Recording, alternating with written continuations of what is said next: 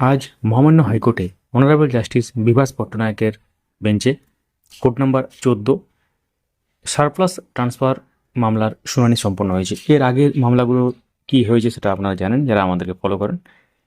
তো আজকের শুনানিতে অনেক গুরুত্বপূর্ণ ব্যাপার নিয়ে আলোচনা হয়েছে, অনেক আর্গুমেন্ট হয়েছে।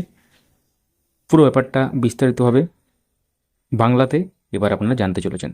শুরু করার আগে বলে রাখি, যারা নতুন দেখছেন বা কোনো কারণে আমাদের চ্যানেলটি সাবস্ক্রাইব করতে ভুলে গেছেন, যারা ইউটিউব থেকে দেখছেন আপডেট মাস্টার ইউটিউব চ্যানেলটিকে সাবস্ক্রাইব করুন এবং পাশে থাকা বেল আইকন প্রেস কল করে দেবেন এবং হাইপ অপশনটি কাজে লাগান। যারা ফেসবুক থেকে দেখছেন আপডেট মাস্টার ফেসবুক পেজটিকে ফলো করে রাখুন। পিটিশনের পক্ষের আইনজীবী সৌযুক্ত দাশগুপ্ত মহাশয় তিনি আজকে মেজরিটি আর্গুমেন্ট করেন, মানে বেশি সময় ধরেই আর্গুমেন্ট করেন। আজ মোটামুটি 12:30টার পর শুনানি শুরু হয়েছিল এবং লাঞ্চের আগে পর্যন্ত তিনি কিন্তু আর্গুমেন্ট করেন। তিনি বেশ কিছু গুরুত্বপূর্ণ পয়েন্ট নিয়ে আলোচনা করেন, অর্থাৎ এই এসওপি সেটাতে কোনো সাইন নেই, অথরিটি কোনো এক্ষেত্রে এসওপি যেটা জারি করা হয়েছে সেখানে সাইন এবং কোন অথরিটি এটা জারি করেছে সেটাও কিছু বলা নেই, এবং সেটা স্টেটের যে এফিডেভিট সেখানে ব্যাপারটা সম্পর্কে কিছু নেই, এবং এই ব্যাপারটা নিয়ে আসে। এবং তার সাথে পিটিআর রেশিও বা পিপল টিচার রেশিও যেটা, সেটা নিয়েও কিন্তু অনেক আর্গুমেন্ট হয়। এবং বায়োলজিক্যাল এজ কম যাদের, তাদের কেন ট্রান্সফার করা হবে, এটা অ্যাপয়েন্টমেন্ট ডেট অনুসারে ট্রান্সফার করা উচিত। যার লাস্ট অ্যাপয়েন্টমেন্ট তাকে সারপ্লাস হিসাবে গণ্য করা উচিত। এবং তারপর হচ্ছে আরও অনেক ব্যাপার নিয়ে আলোচনা হয়। এবার এক এক করে আপনারা জানতে চলেছেন। তো আজকের ভিডিওতে আমরা আলোচনা করব মহামান্য কলকাতা হাইকোর্টের সারপ্লাস ট্রান্সফার সংক্রান্ত মামলার সাম্প্রতিক গুরুত্বপূর্ণ শুনানি নিয়ে। কোর্ট নম্বর 14 এবং এই মামলার শুনানি ছিল, এবং বেশ কিছু বিষয় উঠে এসেছে যা এই মামলার ভবিষ্যৎ গতিপথের ক্ষেত্রে অত্যন্ত গুরুত্বপূর্ণ বলে মনে করা হচ্ছে। বিশেষ করে আলোচনা এসেছে সরকারের তৈরি এসওপি বা গাইডলাইনের বৈধতা, সারপ্লাস শিক্ষক নির্ধারণের পদ্ধতি, বায়োলজিক্যাল এজের ভিত্তিতে সিদ্ধান্ত নেওয়ার বিষয়টি, স্কুলের পিটিআর বা পিপল টিচার রেশিও, এবং রিক্রুটমেন্ট ড্রাইভ চলাকালীন ট্রান্সফার প্রসেস চালানো আইনত সঠিক কিনা। এবং সবশেষে আমরা জানবো পরবর্তী শুনানি কবে এবং বর্তমান ট্রান্সফার প্রক্রিয়ার অবস্থান কী। প্রথম বিষয় এসওপি গাইডলাইন, অর্থাৎ এসওপি সংক্রান্ত যে ব্যাপার বা গাইডলাইনের বৈধতা নিয়ে প্রশ্ন। এই মামলার অন্যতম গুরুত্বপূর্ণ বিষয় হলো সরকারের তৈরি করা এসওপি বা স্ট্যান্ডার্ড অপারেটিং প্রসিডিওর এর সংশ্লিষ্ট গাইডলাইনের আইনি বৈধতা। পিটিশনের পক্ষ থেকে আইনজীবী সুদীপ্ত দাশগুপ্ত আদালতে প্রশ্ন তুলেছেন বলে জানা যাচ্ছে যে সরকার যে এসওপি বা গাইডলাইনের ভিত্তিতে সারপ্লাস ট্রান্সফার প্রক্রিয়া এগিয়ে নিয়ে যাচ্ছে সেই নথিটি স্বাক্ষরবিহীন এবং তারিখবিহীন। এখানেই তৈরি হয়েছে একটি অত্যন্ত গুরুত্বপূর্ণ আইনি প্রশ্ন, কারণ কোনো প্রশাসনিক গাইডলাইন বা নির্দেশিকার ক্ষেত্রে এটি কবে জারি হয়েছে, কার অনুমোদনে জারি হয়েছে এবং সংশ্লিষ্ট কর্তৃপক্ষের যথাযথ অনুমোদন রয়েছে কিনা, এই বিষয়গুলো অত্যন্ত গুরুত্বপূর্ণ হতে পারে। পিটিশনারদের মূল বক্তব্য হলো যদি কোনো গাইডলাইনের যথাযথ আইনি ভিত্তি এবং অনুমোদন নিয়ে প্রশ্ন থাকে, তাহলে সেই গাইডলাইনের ভিত্তিতে নেওয়া প্রশাসনিক সিদ্ধান্ত আদালতের বিচার্য বিষয় হয়ে উঠতে পারে। তবে এখানে একটি বিষয় অবশ্যই মনে রাখতে হবে, চূড়ান্তভাবে এসবের বৈধতা নিয়ে আদালত কী সিদ্ধান্ত নেবে সেটি পরবর্তী শুনানি এবং আদালতের নির্দেশের উপর নির্ভর করবে। এরপর আমরা আসি পরবর্তী ব্যাপার, সেটা হচ্ছে সারপ্লাস ডেফিনেশন বা সারপ্লাস কাকে বলা হবে, এই নিয়ে যে আর্গুমেন্ট হয়েছে এটা একটা বিতর্কিত বিষয়। একজন শিক্ষককে সারপ্লাস হিসাবে নির্ধারণ হবে কোন ভিত্তিতে? আবেদনকারীদের পক্ষ থেকে বলা হয়েছে সারপ্লাস নির্ধারণের ক্ষেত্রে শিক্ষক কবে চাকরিতে যোগদান করেছেন সেই বিষয়টিকে গুরুত্ব দেওয়া উচিত, অর্থাৎ চাকরিতে যোগদানের তারিখ বা ডেট অফ জয়নিংয়ের ভিত্তিতে কোনো নীতি অনুসরণ করা উচিত বলে তাদের বক্তব্য।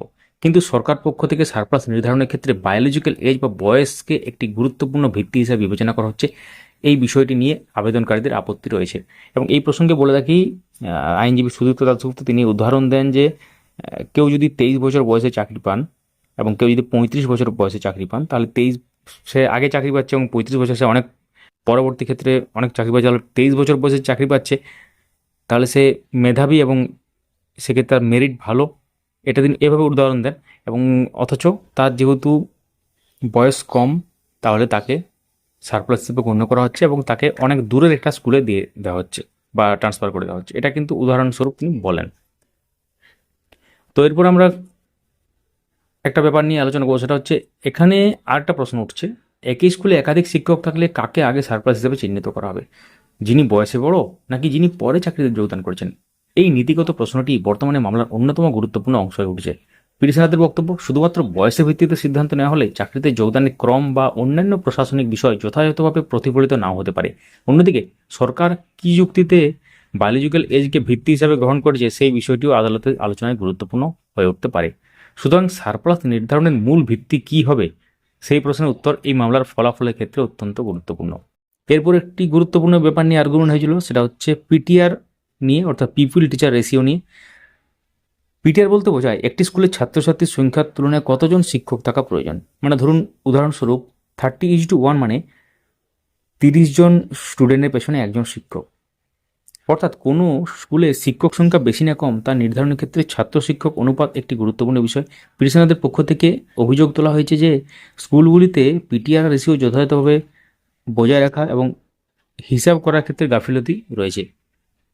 তো এক্ষেত্রে একটা ব্যাপার বলা হয়েছে যে আপনারা জানেন 30:1 হচ্ছে একটা রেশিও, এবং 200 উপরে যেটা হয় সেক্ষেত্রে 40:1 হয়, এবং সেক্ষেত্রে হেড টিচারকে কাউন্ট করা হয় না, এরকম ধরনের আজকে আদালতে তোলা হয় ব্যাপারটা। এবং অথরিটি বা রেসপন্ডেন্ট কী করছে যে যতই স্টুডেন্ট থাকুক এবং টিচার থাকুক সেটাকে ভাগ করে দিচ্ছে, মানে কত অনুপাতটা হচ্ছে ভাগ করে দিচ্ছে ডিরেক্ট একদম, এবং সেই হিসাবে কিন্তু করছে, এবং কত অনুপাত হচ্ছে সেভাবে কিন্তু করছে, মানে 40:1 হিসেবে কিন্তু করে দিচ্ছে পুরো, সে যতই সংখ্যা হোক।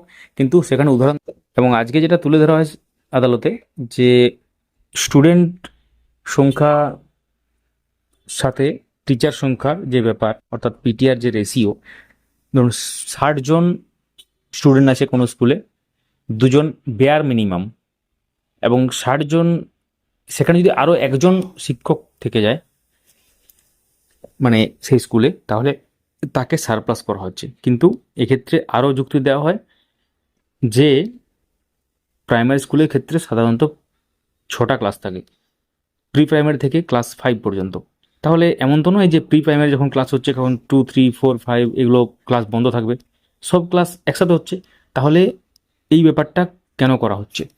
অর্থাৎ এক্ষেত্রে শুধুমাত্র রেশিও অনুযায়ী বা ডিরেক্টলি ভাগ করে যেটা পাওয়া যাচ্ছে ওই অনুসারে না করে দেখা হোক যে কিভাবে ক্লাসগুলো পরিচালনা করা যাবে, এবং যাতে কোনো রকম পড়াশোনার ব্যাঘাত না ঘটে এবং ছাত্রছাত্রীদের এক্ষেত্রে কোনো অসুবিধা না হয়। এই পিটিশনারদের পক্ষ থেকে অভিযোগ তোলা হয়েছে যে স্কুলগুলিতে পিটিআর রেশিও যথাযথভাবে বজায় রাখা এবং হিসাব করার ক্ষেত্রে গাফিলতি রয়েছে। এখন প্রশ্ন হলো, কোনো শিক্ষককে সারপ্লাস হিসেবে চিহ্নিত করার সেই স্কুলের প্রকৃত ছাত্র সংখ্যা, অনুমোদিত শিক্ষক সংখ্যা, বিষয়ভিত্তিক প্রয়োজন এবং বাস্তব শিক্ষক শিক্ষার্থী অনুপাত, এই সমস্ত বিষয় যথাযথভাবে বিবেচনা করা হয়েছে কিনা, এরা কিন্তু ব্যাপারটা এখানে প্রশ্ন উঠছে। কারণ পিটিআর এর হিসাব যদি সঠিকভাবে না করা হয় তাহলে কোনো স্কুলে প্রয়োজন থাকা সত্ত্বেও একজন শিক্ষককে সারপ্লাস হিসাবে দেখানোর অভিযোগ উঠতে পারে। তো এই প্রসঙ্গে বলে রাখি, অনারেবল জাস্টিস বিভাস পট্টনায়ক তিনি এই প্রসঙ্গে একটা প্রশ্ন করেন যে দুটো স্কুল, একটা স্কুলে 60 জন স্টুডেন্ট, আরেকটা স্কুলে 60 জন স্টুডেন্ট, একটা স্কুলে 60 জন স্টুডেন্ট কিন্তু শিক্ষক 3 জন, আরেকটা স্কুলে 60 জন স্টুডেন্ট শিক্ষক 1 জন। তাহলে কি যেখানে কম শিক্ষক আছে বেশি স্কুল থেকে স্টুডেন্ট তোলা যাবে না? তো অবশ্যই তোলা যাবে, এরকম ধরনের একটা ব্যাপার হয়। তখন আইনজীবী সুজিত দাশগুপ্ত বলেন, হ্যাঁ এক্স্যাক্টলি ঠিক বলেছেন, সেক্ষেত্রে বেয়ার মিনিমাম যেটা সেটা কিন্তু ধরা উচিত। এবং এক্ষেত্রে আরেকটা ব্যাপার বলে রাখি, শিক্ষা বন্ধুদের তিনি সাজেশন দিয়েছেন বা এই ধরনের একটা কথা বলেছেন, শিক্ষা বন্ধুদের পাড়ায় পাড়ায় যাওয়া উচিত এবং মোটিভেট করা উচিত যাতে স্কুলে আসে ছাত্রছাত্রীরা। এই ব্যাপারটা বলা হয়েছে, যেখানে ধরুন জিরো এনরোলমেন্ট স্কুল বলা হচ্ছে, এই ব্যাপারটা জিরো এনরোলমেন্ট থাকার কথা নয়, এই ধরনের ব্যাপার কিন্তু উঠে আসে। তো পিটিআর এর হিসাব যদি সঠিকভাবে না করা হয় তাহলে কোনো স্কুলে প্রয়োজন থাকা সত্ত্বেও একজন শিক্ষককে সারপ্লাস হিসেবে দেখানোর অভিযোগ উঠতে পারে। আবার উল্টো দিকে যেখানে প্রকৃতপক্ষে অতিরিক্ত শিক্ষক রয়েছেন সেখানে সঠিক নীতি প্রয়োগ করাও প্রশাসনের দায়িত্ব। সুতরাং পিটিআর রেশিওর সঠিক হিসাব এই মামলায় অত্যন্ত গুরুত্বপূর্ণ একটি বিষয়। এরপর হচ্ছে রিক্রুটমেন্ট চলাকালীন ট্রান্সফার নিয়ে একটা গুরুত্বপূর্ণ আর্গুমেন্ট হয়। বর্তমানে বিভিন্ন ক্ষেত্রে রিক্রুটমেন্ট প্রসেস বা রিক্রুটমেন্ট ড্রাইভ চলমান থাকার প্রেক্ষাপটে সারপ্লাস ট্রান্সফার প্রক্রিয়া চালানো উচিত কিনা সেই প্রশ্নও কিন্তু আদালতে উঠে এসেছে। পিটিশনারদের পক্ষ থেকে যুক্তি দেওয়া হয়েছে যে যখন নিয়োগ প্রক্রিয়া চলছে তখন একই সময়ে ব্যাপকভাবে ট্রান্সফার প্রসেস পরিচালনা করা হলে ভ্যাকেন্সি বা শূন্যপদের হিসাব নিয়ে জটিলতা তৈরি হতে পারে। বিষয়টি একটু সহজভাবে বোঝার চেষ্টা করি। ধরে যাক একটি স্কুলের একটি পদ খালি রয়েছে বলে দেখানো হলো, সেই শূন্যপদের ভিত্তিতে নিয়োগ প্রক্রিয়া পদটি অন্তর্ভুক্ত করা হলো। এরপর যদি ট্রান্সফার প্রক্রিয়ার মাধ্যমে অন্য কোনো শিক্ষককে সেই স্কুলে পাঠানো হয় তাহলে শূন্যপদের প্রকৃতি হিসাব বদলে যেতে পারে। আবার অন্যদিকে কোনো শিক্ষককে এক স্কুল থেকে অন্য স্কুলে পাঠালে পুরনো স্কুলে নতুন করে ভ্যাকেন্সি তৈরি হওয়ার প্রশ্ন আসতে পারে। এই কারণে পিটিশনারদের পক্ষ থেকে বলা হয়েছে যে রিক্রুটমেন্ট প্রসেস চলাকালীন ট্রান্সফারের ফলে ভ্যাকেন্সি পজিশন নিয়ে বড় ধরনের প্রশাসনিক জটিলতা তৈরি হতে পারে। এই যুক্তির আইনি গ্রহণযোগ্যতা কতটা তা অবশ্যই আদালতে বিবেচনা করবে। তাহলে মামলার বর্তমান অবস্থাটা কি? এই মামলার অর্থাৎ এই সারপ্লাস ট্রান্সফার মামলা পরবর্তী শুনানি হবে 1 সেপ্টেম্বর 2024 এবং বর্তমানে যে ব্যাপারটা হয়ে আছে যে আদালতের নির্দেশে 3 সেপ্টেম্বর পর্যন্ত এই ধরনের ট্রান্সফার কিন্তু বন্ধ থাকবে। অর্থাৎ এই মুহূর্তে সারপ্লাস ট্রান্সফার প্রক্রিয়া নিয়ে পরিস্থিতি সম্পূর্ণভাবে আদালতের পরবর্তী নির্দেশের উপর নির্ভর করছে। পরবর্তী শুনানি অর্থাৎ 1 সেপ্টেম্বরের শুনানিতে গুরুত্বপূর্ণ ব্যাপার আবার জানা যাবে। তো আমরা চেষ্টা করব সমস্ত খবরগুলো আপনাদের সামনে নির্ভুলভাবে বাংলাতে পরিবেশন করতে, যেমনভাবে এত বছর ধরে করে আসছি। ভিডিওটি একটি লাইক করুন যদি আমাদের এফোর্ট ভালো লেগে থাকে, এবং যারা ইউটিউব থেকে দেখছেন হাইপ অপশনটিকে কাজে লাগান, যারা ফেসবুক থেকে দেখছেন আমাদেরকে ফলো করে রাখুন। তো শিক্ষকদের জন্য এই মামলাটি কেন গুরুত্বপূর্ণ? এক্ষেত্রে এই মামলাটি গুরুত্বপূর্ণ কারণ সারপ্লাস ট্রান্সফার শুধুমাত্র একজন শিক্ষককে এক স্কুল থেকে অন্য স্কুলে স্থানান্তরের বিষয় নয়, এর সঙ্গে জড়িয়ে রয়েছে কর্মস্থলের পরিবর্তন, স্কুলের শিক্ষক সংখ্যা, ছাত্র শিক্ষক অনুপাত, শূন্যপদের হিসাব, চলমান নিয়োগ প্রক্রিয়া এবং সারপ্লাস নির্ধারণের স্বচ্ছ এবং ন্যায়সঙ্গত পদ্ধতি। তাই এই মামলায় আদালতের পরবর্তী নির্দেশ বহু শিক্ষক শিক্ষকের জন্য অত্যন্ত গুরুত্বপূর্ণ হতে পারে। ধন্যবাদ।